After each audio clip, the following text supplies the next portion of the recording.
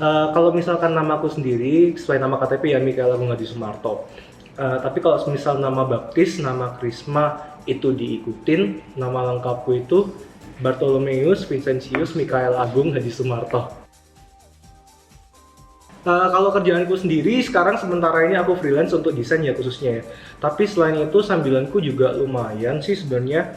Jadi bisa dibilang buat sekarang aku ada banyak sambilan untuk konten kreator dan juga tim kreatif. Nah selain itu juga aku koreografer dan juga ikut di beberapa NPO. Di Surabaya aku ikut 3 NPO, ini non-profit organization ya.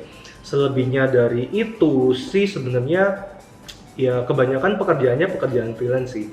Jadi memang banyak yang berfokus pada industri kreatif sebenarnya.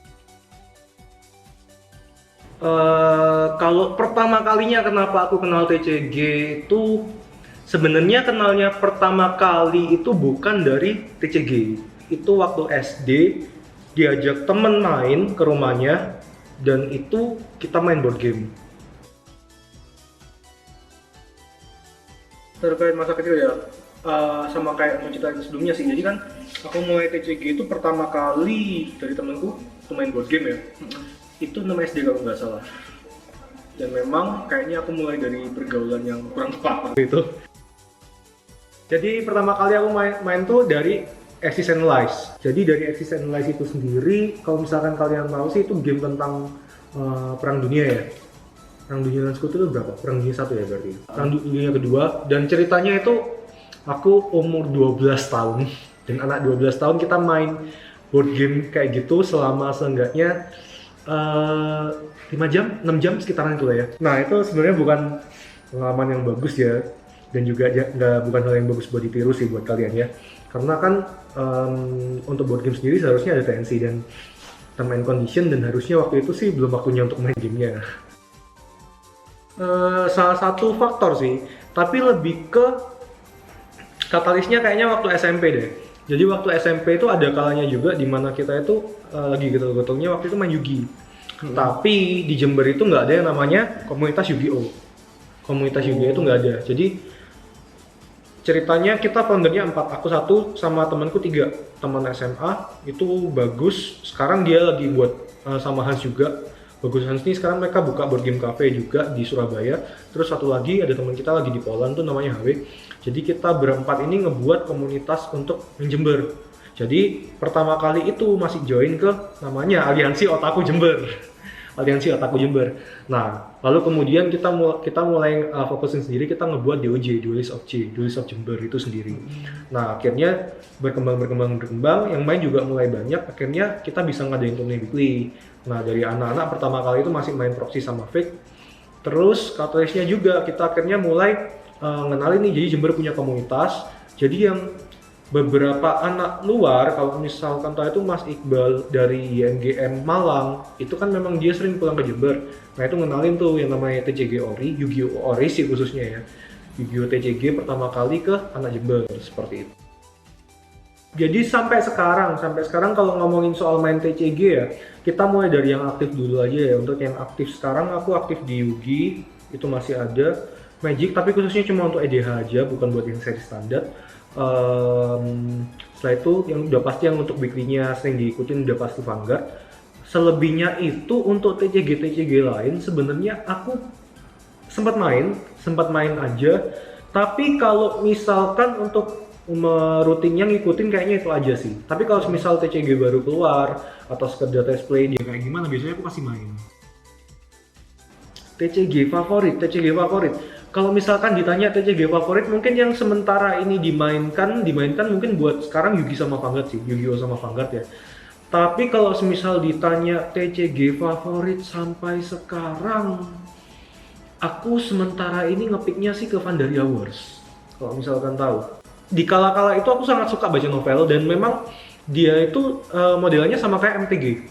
Magic the Gathering. Dan kala itu sih waktu aku awal-awal pindah Surabaya ini udah mulai redup, tapi dengar ceritanya anak-anak yang dulu sempat main di Surabaya, katanya Surabaya itu sempat dibuat fraksi. Jadi memang Surabaya Timur punya sendiri, Selatan punya sendiri, Utara punya sendiri. Wah, gitu ya. Kayak gitu. Jadi memang asik banget kalau misalnya kita ngomongin Vandalia pada masanya, tapi sayangnya sekarang kayaknya produksinya on delay, jadi memang sudah lama banget nggak produksi sih kayaknya ya. Meskipun katanya kadang-kadang masih keluar 1-2 set sih ya. Unit yang paling favorit. Kalau misalkan dibilang kartu andalan sih ya, kartu andalan dulu kita mungkin masuk ke Vanguard dulu kali ya. Kalau Vanguard sih dari dulu untuk deck Jepang aku cuma megang satu deck. Waktu itu deck Automile. Dan sekarang kebetulan juga untuk set barunya dia keluarin lagi Automile, makanya aku langsung bikin untuk set standar. Kalau misalkan untuk deck Inggrisnya dari dulu aku selalu megang deck Murakumo. Sebenarnya dari dulu tuh aku makainya Yasui. Tapi sayangnya sekarang kan masih belum dibuat atau mungkin diproduksi ke V-Series ya. Jadi masih sementara nggak bisa dibuat. Kalau misalkan ditanya kartunya kartu apa, mungkin Cheerleader Adelaide sih. Banyak orang yang bilang aku punya sense yang jelek ya terkait itu ya. Tapi sebenarnya bukan gara-gara ini. Buat yang belum tahu nih, Cheerleader Adelaide. Dulu aku sempat main di Spike Bro, tapi sebenarnya bukan gara-gara itu aku koleksi. Gara-gara menyenangkan ngelihat orang ketika kartu itu keluar.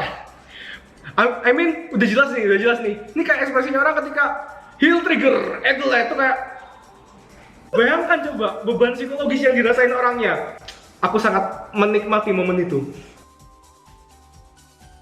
Kalau pemain yang baru mau mulai, ada baiknya untuk main dari card store terlebih dahulu. Oke lah kalau misal kalian tahu TCG dari teman, tapi ada bagusnya buat kalian untuk join the community.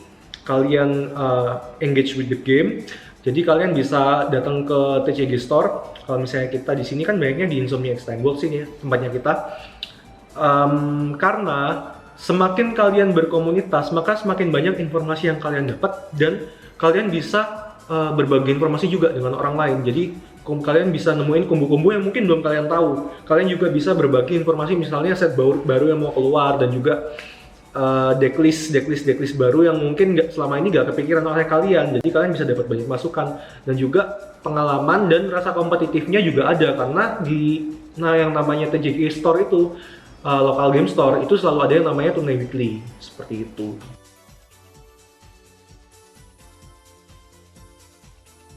Untuk Insomnia X Time Walk ini bisa dibilang dibandingkan Time Walk yang sebelumnya, feel-nya mungkin terasa sedikit berbeda.